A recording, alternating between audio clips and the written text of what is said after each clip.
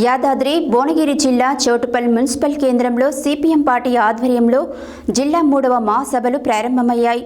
ఈ మహాసభలకు ముఖ్య అతిథిగా రాష్ట్ర పొలిటీ బ్యూరో సభ్యులు బివి రాఘవులు, కేంద్ర కమిటీ సభ్యులు చెరుకుపల్లి సీతారాములు, రాష్ట్ర కార్యదర్శి వర్గ సభ్యులు జూలకంటి రంగారెడ్డి హాజరైనారు.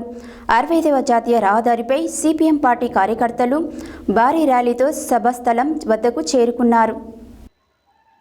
యాదాద్రి భువనగిరి జిల్లా చౌటుప్పల్ మున్సిపల్ కేంద్రంలో సిపిఎం పార్టీ ఆధ్వర్యంలో జిల్లా 3వ మహాసభలు ప్రారంభమయ్యాయి. ఈ మహాసభలకు ముఖ్య అతిథిగా రాష్ట్ర పొలిటీ బ్యూరో సభ్యులు బివి రాఘవులు, కేంద్ర కమిటీ సభ్యులు చెరుకుపల్లి సీతారాములు, రాష్ట్ర కార్యదర్శి వర్గ సభ్యులు జూలకంటి రంగారెడ్డి హాజరైనారు. 65వ జాతీయ రహదారిపై సిపిఎం పార్టీ కార్యకర్తలు భారీ ర్యాలీతో సభాస్థలం వద్దకు చేరుకున్నారు. అనంతరం బివి రాఘవులు మాట్లాడుతూ త్రిబుల్-ఆర్ రోడ్డు ఔటర్ రింగ్ రోడ్డుకి 40 కిలోమీటర్ల దూరంలో వేయాలని, కానీ భువనగిరి చౌటుప్పల్లో 28 కిలోమీటర్ల మేర దూరంలో వేస్తున్నారు. 2 పెద్ద ఫార్మా కంపెనీల కోసం త్రిబుల్-ఆర్ అలాట్మెంట్ మార్చుతున్నారు. త్రిబుల్-ఆర్ ప్రాజెక్టు పైన రేవంత్ రెడ్డి ప్రభుత్వం స్పందించాలి. ఒకే దేశం ఒకే ఎన్నిక అనే జమిలీ ఎన్నికలకు సిద్ధమవుతోంది. కేంద్రం దీనివల్ల ప్రజలకు ఒరిగేదేమీ ఉండదు. ప్రాంతీయ పార్టీల మనుగడ కనుమరుగవుతుంది. బీజేపీ ప్రభుత్వం వచ్చాక అదానీ అంబానీలు బాగుపడ్డారు, ప్రజలు బాగుపడలేదు. ఈ సభల ద్వారా ప్రతి ఒక్క కార్యకర్త ప్రజల్లోకి తీసుకువెళ్లాలని కోరారు.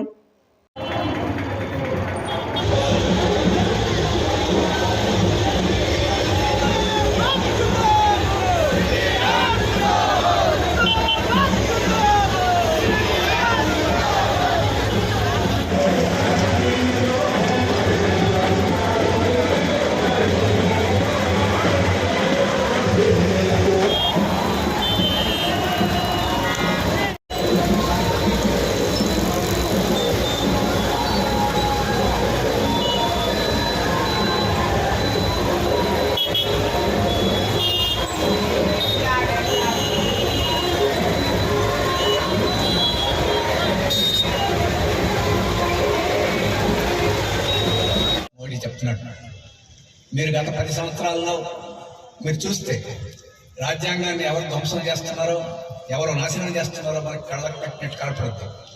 ఈరోజు డాక్టర్ బాబాసాహెబ్ అంబేద్కర్ రాసిన ప్రత్యక్షంగా ఇంకా 3 మండలాలకు పరోక్షంగా నీరు పారుతున్నటువంటి పరిస్థితి ఉన్నది.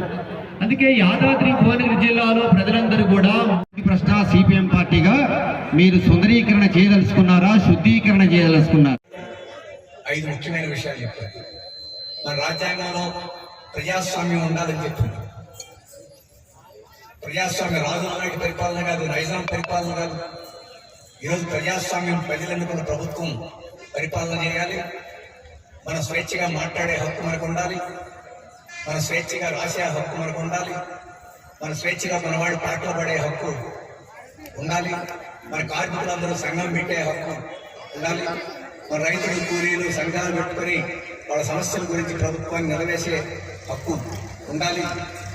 అలాగే మన ప్రాణానికి, మన ఆస్తులకి రక్షణ ఉండాలి అని చెప్పేసి రాజ్యాంగం చెప్తాం.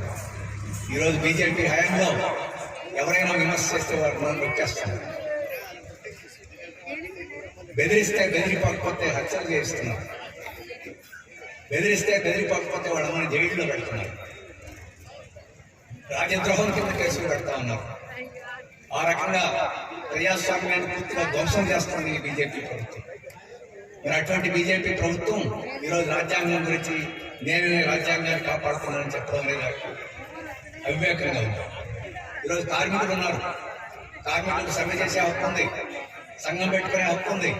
కానీ బీజేపీ 4 నల్ల చట్టాలు తీసుకొచ్చిన లేబర్ కోడ్లని, ఆ కోడ్లు అమల్లోకి ఇంకా రాలేదు. అమల్లోకి వస్తే సంఘాలు పెట్టుకునేదానికి అవకాశం ఉండదు, సమ్మెలు చేసేదానికి అవకాశం ఉండదు, యూనియన్లు పెట్టుకునేదానికి కూడా అవకాశం లేకుండా. మీకు అందరికీ తెలుసు, భువనగిరి జిల్లాలో ఇప్పుడు అధ్యక్షులుగా చెప్పారు, పరిశ్రమలు చాలా ఉన్నాయి, కార్మికులు చాలా ఉన్నారు. ఇప్పుడు ఈ పెద్ద పెద్ద కంపెనీలు కాలుష్యంతో ప్రజలను నాశనం చేయడమే కాదు, దుర్మార్గంగా దోపిడీ చేసుకుంటున్నారు.